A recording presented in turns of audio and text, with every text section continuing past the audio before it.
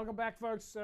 Cape Rugby TV. We carry on taking a look at what's happening in club rugby, and of course, as you know, the extensions that goes with it, under 20s, juniors, where we can, and of course, you know, we're focusing a lot on women's club rugby as well as the club rugby players that have come from the club rugby structures into the DHL Western Province Rugby Women's Squad. Back on the line with me now, Danel, Russouw, team manager for the DHL Western Province Rugby Women's Squad. Danel, welcome back. Good evening, JP. How are you doing? Not too bad. All, I suppose, as we say, we take it one day at a time. But if I ask you guys the question, how are you doing? I'm assuming I'm going to get a big smile and very positive.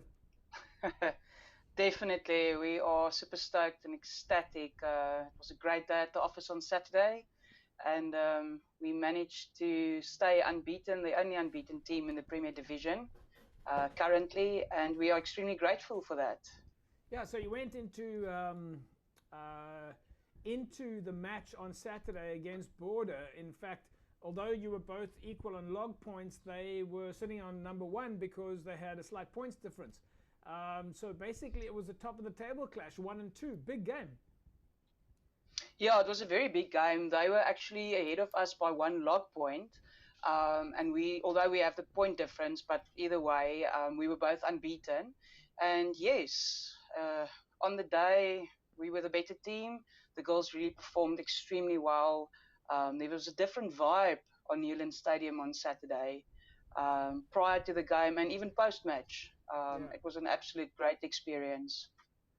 Looking at the game, it was, I think right until the very end, it was just, I think you ran in 6 tries in the day. And watching the game and considering that it was tries, do you get the feeling that that we're playing Western Province style rugby, which is known as running rugby? I would like to say so, yes. I think that's something that we're really working on a lot. I mean, at the end of the day, you have to play the game tactical according to the opponent on the day. Right. But the running rugby, you know, it's great rugby to watch. And the girls, like I said, they train a lot. There's certain times that we will take on the forwards, but everybody's doing their fair bit. You know, the forwards is like pulling the opponents in, and then it goes to the back line, and the tries are scored. I suppose it's a lot more involved than for someone like myself who's just watching from the sidelines, looking at exciting tries. You guys have got a whole strategy behind the game plan. Does that take a lot of work? I mean, we know you guys are training very hard, ball skills and conditioning and strength and that, but is all the strategy also, how much time are you guys spending on that? A lot of time is being spent on that, JP. Like seriously, we've got a big coaching staff, and we've got consultants that assist us as well. So yes, Coach Jongi and Coach Lorian is working extremely hard. We've got the strength and conditioning coach Brandon Isaacs. He's helping a lot. And then also we get Wilfred and Labib and Jerome in every now and then. We were actually very privileged to have Bola Conradi there this week as well. So it's small things, it's tactical things, but yeah, it's definitely a lot of hours. Most of our hours goes into the planning and strategizing for the upcoming game.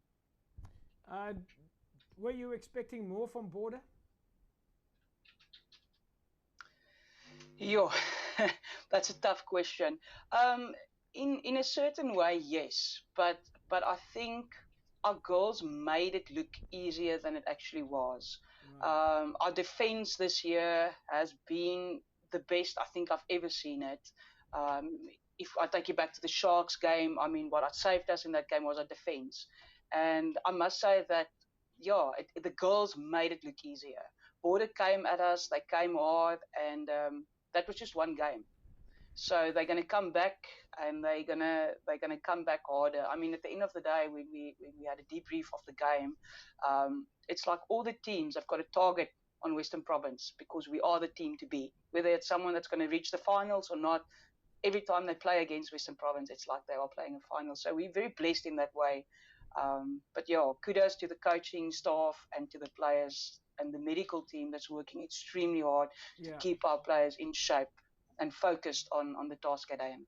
Now, one of the fantastic parts about looking at your squad at the DHL Western Province Rugby Women's squad is that all of the players come from a club, a local club. Yes. Yes. And you know, we've spoken to other teams before where they're like, for example, at the Sevens, where clubs have been playing against each other. Tell us a little bit about the club vibe amongst the players, because I mean there's a close connection there, and I would also imagine that there's a little bit of maybe a little bit of chirping between the players about which is the best club.